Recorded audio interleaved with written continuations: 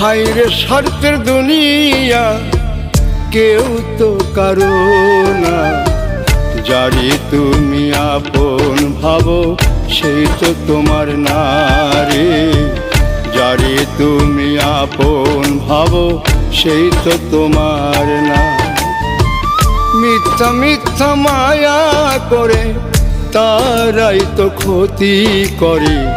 পাশে না থাকিলে ক্ষতি করতে পারবে না সে।